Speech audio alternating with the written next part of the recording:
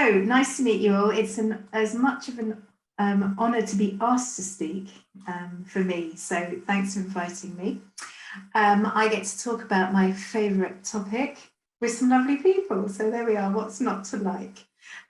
So this talk is all about showing your true innovation colours. A bit of background on me. You can see some of the awards and accolades at the bottom. You can certainly look me up on LinkedIn. I don't intend to speak about what I've done out of context, but if you want to look me up, by all means, go ahead.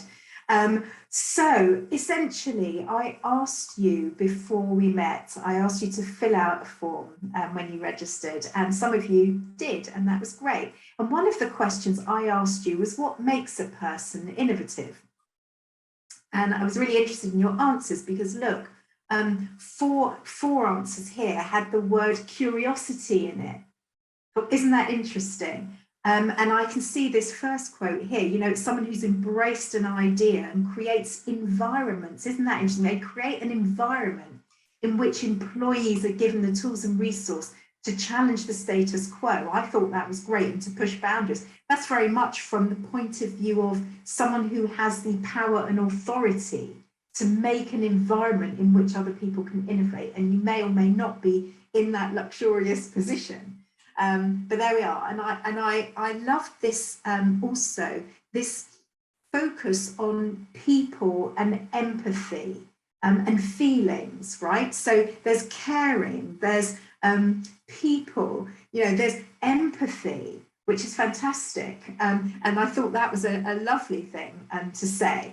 The other thing you've got down here is, for me, is a key, which is listening. Openness and listening and understanding the problem you're trying to solve. Some people will tell you that the key to innovation is solving problems. And if you are the sort of person that finds problems and tries to understand them, then you will make a good innovator. It's all arguable, but it was interesting to see what you thought. And I thought a nice backdrop for this talk. So I have a question for you, and I'm really happy for us to sort of discuss it while we're here. Have any of you seen this, this chart before? It's not mine, but have any of you seen this before? I like, Marco, I like your reading like this, because of course one axis is all about the markets, right? So you go from existing markets up to new markets. And the other axis is to go from existing products to new products. Right, so this is really similar to, if any of you remember, the Boston Matrix, and about, you know, where you take your product, where your products are, and where you can take it to. But this is used to effectively challenge organizations to say, right, now look, you've got your core business probably. Some of you will be in organizations that obviously haven't established, and you're still scaling up and working up to a launch of a new product. But a lot of businesses have their core product, and that is existing product, existing customers, right? Then we get pushed to say, right, well, can you take your existing product into a new market, or your existing market, can you bring them a new product? And those we're calling adjacent markets. Okay, and then there's the transformation, like, whoa, and this is where the biggest risk is. It's the breakthroughs. It's, my goodness, we're going with a completely new product to a completely new market. We know nothing about it. And one of you spoke earlier about being in the automotive industry, and I suspect with some of those things there, you really are doing that. It's very transformational. Now, the question for businesses, for organizations, is what percentage of your time you spend in each. If you look at your whole product portfolio, you may find that it's very difficult to get any budget or attention or resources onto transformational changes, because everybody's busy in the core and maybe a bit in the adjacent. So there's a kind of idea that you might spend 70% of your resources, internal resources, all sorts of things, people, you know, developers, everything, and cost and everything that you spend, all your resource, about 80%, 70% might be in core. You might spend 20% in adjacent, and you might spend 10 in transformational, right? But what it's good to do is to actually recognize that, plot your products in your portfolio along this and say, look, we're not even doing 10% in transformational. What are we doing? Right? Our competitors are going to come and eat our lunch if we don't spend enough time over here. So you decide what the percentages are, right? But from a business point of view, it really helps to have a clear strategy on where we're putting our resources. Then we all know how to play in, right? And you know that if you're doing true innovation, well, personally, I say innovation happens at all stages of the product life cycle. Whether you're managing an existing base and trying to get them to use your product more, you may have very innovative campaigns to help you do that. That's still innovation, right? But so innovation to me has a small I. It goes through everything that we do. We have new ideas that we want to test and hypotheses throughout. But as a portfolio management, it is very useful to use this with your management, and if you're responsible for your portfolio, just to make sure that you're doing the balance right. Okay, it can be really helpful to question it. So my point is here as well that, you know, I just mentioned about hypotheses. Now, I run a course for the Chartered Institute of Marketing, and I've written it to be called the Innovative Product Manager. So what I do on the course is I say, look, here's a product manager and here's everything they should do. And there's all sorts of people who've got lovely charts on this, like Roman Pitchler, for example. He's got a lovely chart on a lovely round circle, and if you've seen it, on all the things that a product manager should be responsible for. And then I say, right, well, given that, what's the difference between a product manager or a product owner and an innovative product manager or owner? What's the difference? And I have come up with a conclusion that it's about how many hypotheses you're testing.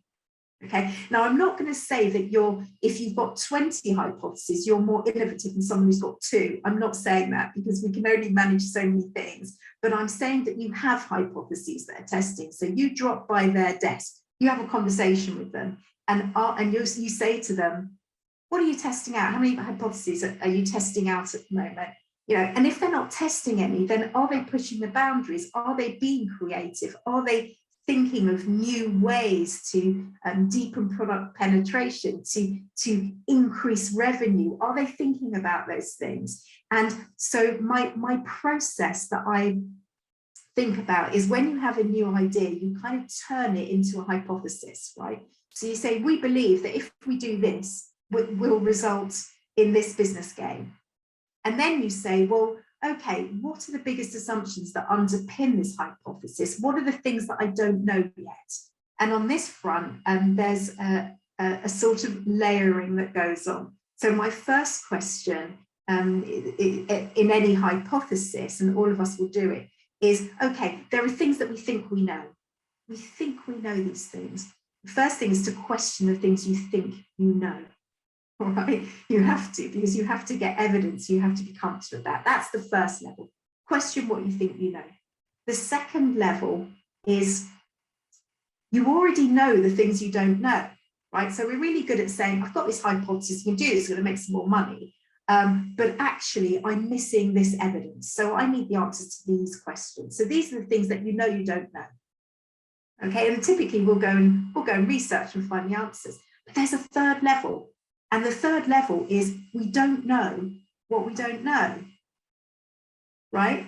And it's not until we start researching and questioning what we think we know that we then discover what we didn't know, right? And all of this it feels like it's wrapped up in the process of writing and testing out hypotheses and validating before we start spending money.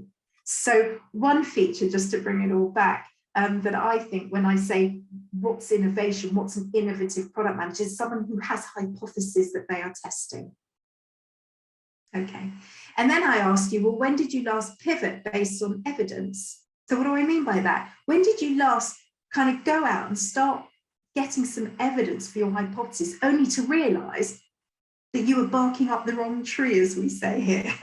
I don't know if that translates well in German, but that you were going down the wrong path, that actually, for example, you found a problem to solve that was far bigger than the problem you thought the customer had. It's actually a much bigger problem, yeah?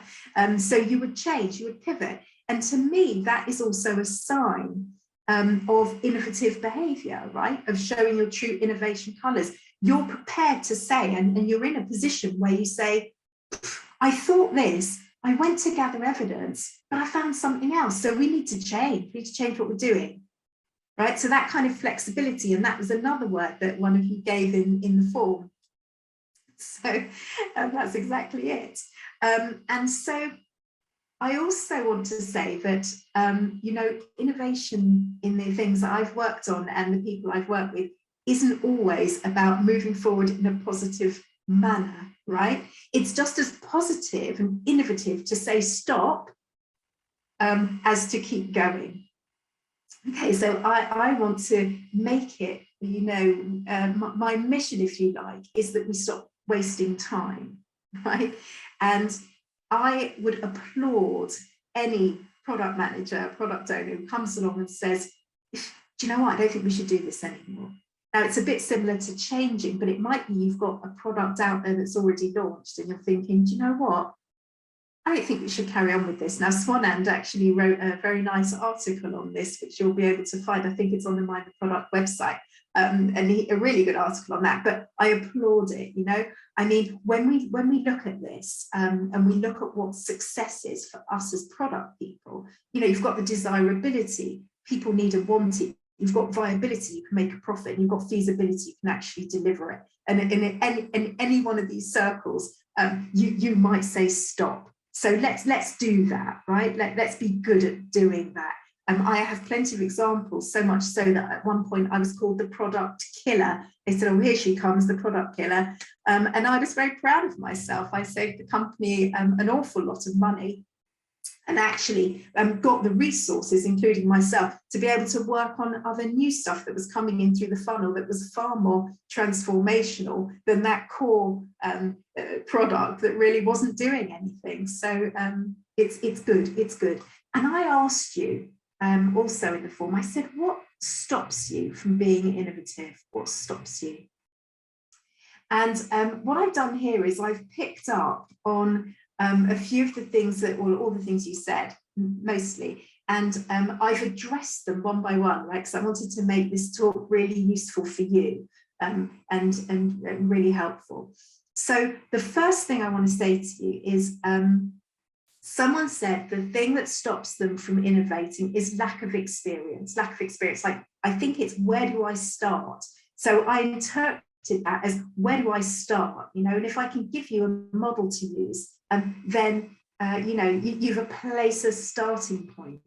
And I always start here. So if I equate being innovative to having a new idea, having an idea of a way to improve something, whether it's a little thing along the product life cycle to increase the take up of your product, or whether it's like taking a product to a whole new segment, or whatever it is, I'm telling you that the main reason new products fail, the main reason is because we assume what people feel, what they want, and how they will behave. And that's why whoever said empathy was a really key skill to innovation was spot on, yeah, because we have to get this right first. I've got a stat from Nielsen, the data market and data analytics company, who say that over 90% of new products and services fail because the innovator or the creator hasn't properly understood what the customer needs and wants. There are so many examples of product failure. I'm sure we've all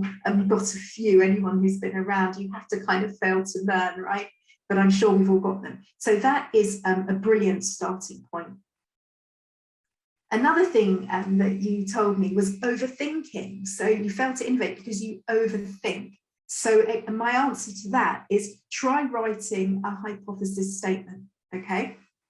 Now, this is a key thing for me. So given that we know how customers feel and behave is going to kind of be the thing that could really bring us down, we've got to look at the value to beneficiaries. And I do a lot of work with people on value propositions. I believe it is firmly a part of product, and it's actually a part of everything we do. So we've got to work out that everything we do is solving some kind of problem, or it's meeting some kind of desire and that we're providing benefit to people over and above everyone else. So the value to beneficiaries, the value proposition that we have is key, but the value proposition on its own doesn't make successful products, apart from, of course, we've got to deliver it, right?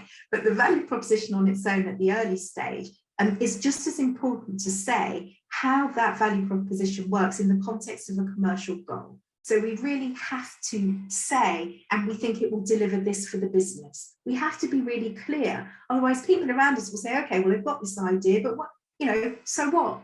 We have to be clear. No, we think it's going to generate this. And this is a very top line business case. It's €1 million within 12 months. I mean, this is top line. I'm not talking about spending lots of money trying to get a viable business case going before you even know what the problem is that you're solving, before you've validated it. I'm not saying that, but I'm saying get a top line something because it focuses.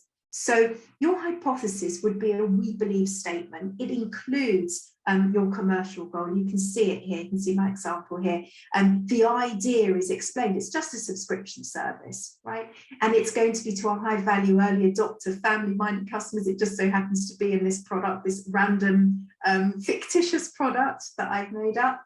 And what's the other thing that really is important is the action that you need customers to take, right? So they're going to have to sign up. They're going to have to sign up to a subscription service, right? Now, again, remember, if the biggest reason why new products fail is because we assume how people feel, think, and are going to behave, then we better focus on the action that we need them to take. So I have so many stories on this. One of them I'll give you is, all right, this is quite a fun one. So early days, I was researching a mobile music app with some teenagers, okay? So the idea was that they could download music, they'd get the app and they'd pay to download music. And the guy who I was doing it for he'd created his brand, and he had his first prototype of his product, and it was beautiful. It was beautifully designed. And I put it in front of users and everything was wonderful. They absolutely loved it. But then I said, obviously, I said, well, now you've got to pay for it. And they all sort of said, we're not paying for it. I wouldn't pay for music. Are you kidding me? And this is in the days where there was Napster and you could actually download music for free. Like, why would I pay for it? Forget it. Now, that poor guy had to put all the money into developing his brand and had spent an awful lot of money with developers building a prototype, and he'd actually gone into music rights distribution and all of that as well. He had lawyers. I mean, the amount of money the poor guy had spent just to get this thing out, just to find that they weren't prepared to pay for it. And they weren't prepared to pay for it, and they would have had to put it on their mobile bill, which meant their parents would be paying for it. And they're like, my parents wouldn't pay for that. So they weren't even the customer, they were the user. Right? And this is why I say that this hypothesis is the starting point, and actually checking how people feel, think, and behave is the first thing we need to do. It's a bit of research. Test before you invest, if you will. So I got so obsessed by this, and this is so obsessed by it, and I started doing so much sort of proposition testing when I went out on my own after my big sort of corporate career, and after various other projects and startups and community stuff and all sorts of things I did. And I got so obsessed by it. And I was doing lots of idea testing for people, and I realized that I'd written a process. Right? And it was the same every time. It was, write this hypothesis as step one. It was identify the biggest risks. What are our assumptions? What are the biggest things that could trip us up? And then I would write questions. What questions do I need to ask? And it is a customer, it is potentially 5 customers. That's all you need to do, and or users. We have a conversation about that, because obviously, in the example I gave before, the parent is the customer, the teenage child is the user. We've got to be really aware there could be 2 people or more if you're certainly in a complex B2B environment.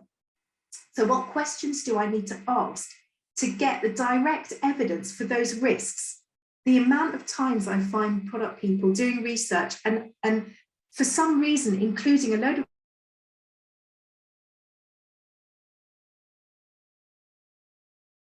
it, right?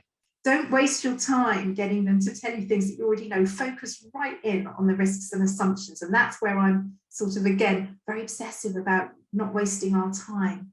So you create these questions, then you go and find your interviewees. You already, you write your recruitment criteria and work out who you're trying to talk to. And you find them, you recruit them yourself. And then you say, right, well, given I'm going to ask them these questions to get this evidence, what does good look like? What measures do I have? So against each of those massive risks, you say, right, if 3 out of 5 people answer, in a positive way, or answer yes or no, or whatever it is to this particular risk, then I'm happy with that, right? That's a success result. That means I validated my hypothesis. So you must work out what you're going to measure before you talk to people, right? So again, so many people I find who I help on this, who make up their mind what good looks like after they've done the interviews. You can't kind of do that because it's totally subjective, and it takes all the neutrality away from it. One of the important things about all steps through the test is I give all sorts of ways to stay neutral and to be objective, because you'll invalidate your responses. And then there's a load of stuff really interesting, my favorite bit, around conducting interviews, right? How do you get people comfortable talking? How do you make sure that what they talk about is really good data? It's quantitative. You're quantifying qualitative things, right? You can get, I don't believe in splitting qual, this is qual research, this is quant research. They don't mix, of course they do. So you talk to 5 people and 3 out of 5 say this, there's your data, right? So, but how do you keep your neutrality? How do you, and believe it or not, because I'm talking a lot, how do you talk less than 20% of the time and let the customer talk? How do you dig deeper? How do you ask the really difficult questions like, oh, how much would you pay for this? Is that a good question to ask or not? Right? And there's a load of really interesting tips that I've picked up over my probably 20 years of doing hundreds and thousands of product-based research interviews and idea testing in that section there. And I'm very, very happy to take any questions on these at the end, because this is that's my favorite step. And then, of course, analyze and decide. So you've got data, and I've lots of tips on how to actually make decisions based on the evidence you've got. And you know what? The most important thing is that you actually do stop. You force yourself and your teams to stop, and you stop to make a conscious decision. If you don't do that, you're just going to roll on, right? And keep doing and keep going without stopping and saying, should we be doing this? Are we doing the right thing? What are our biggest risks? What are our hypotheses at this stage? Should we go and do some research and gather some evidence and make sure we're comfortable? So the reason I put this slide in here was that somebody said in answer to the survey, I'm lacking in confidence. To my mind, evidence gives you confidence. It's not you, I'm not persuading. I've spoken to 5 customers who fit this. I've spoken to another 5. I've spoken to 3 types of customer groups, right? And they look different. These are their segments. And they've 75% of them have told me this. It's evidence. You've got it. So there's no reason not to be confident. Okay, so I hope that helped to address that point too. So here's another thing. So I grouped together some other responses to the question, again, of what stops you being in the team. Organizational barriers, mindset, insufficient budget. Okay, these come up a lot as well. So I've created this for you. I'm going to talk to you about test before you invest, right? So it's a little phrase I've coined. I like it because it rhymes, and things that rhyme, why not, right? Test before you invest. So it makes total business sense, right? So you can say to any business, well, hang on, before I commit a load of resources, before I commit a load of spend, surely I want to do a bit of testing first, right? And every idea needs testing. We need to gather some evidence before we start building solutions and doing anything like that. It's a really strong business argument. Why wouldn't you? Right? So I've got these ideas. I think it's going to generate us some money. I've got, and your ideas are expressed as hypotheses as we talk. Here's my hypothesis. Now, here are some risks in it, the biggest risks. So before we do anything else, I'm just going to go and test this out. It's not going to take me very long. It's pretty easy with this thing, you know, and I can do it myself. And then I'm going to come back with evidence of whether we should proceed or not. Fantastic. Like, what's not to like? What senior manager wouldn't want you to make money and not spend money while you're testing it out? Like, brilliant. Okay. So my plea here is that, you know, we work to empower teams. You know, we should all be allowed to go and test our ideas. And if you run teams and you manage teams, perhaps it's just a question of allowing people to do that. And the budgets, if you do it yourself, and I know that that's not always possible, but if you can do it yourself, you should, and you should, because you will learn more if you do it yourself. You'll be talking straight to your customers and hearing it yourself. Even recruiting them yourself, you will learn a lot in the recruitment. If you can't find them, maybe they don't exist, right? So it's a nice exercise in itself. So you only need budget, in my opinion, not just of your time, right? So your managers need to allow your own time, if you want to think of that as budget. But the actual only spend is some incentives, some rewards, some thank yous, that I prefer to call them, to the people that you interview. So again, I'm happy to pick up questions on this, because that's always a big topic, what I call thank you payments and other people call bribes. So I can talk to you about how to make it a thank you payment and how to use it to get people to be as honest and open as they can with you, rather than think they've got to tell you what you want to hear, right? But that's the only budget you need, really, apart from your time, is incentive payments. The third one here is, we've said earlier, like, let's have a culture of learning what works. So the mindset, again, has to be, look, I can make a shed load of money, but I've got some big assumptions here underpinning my hypothesis, and I just want to learn if it's going to work. And from what I'll find out, I'm learning, not failing, and I'll take that learning to the next thing. Everything we learn is going to take our thinking forward and open up more opportunities. Obviously, I know we're all going to be on the page of incrementally learning and adapting as we go. That's an obvious one, but all of these are about making your money fly, which is why I have put this little visual here.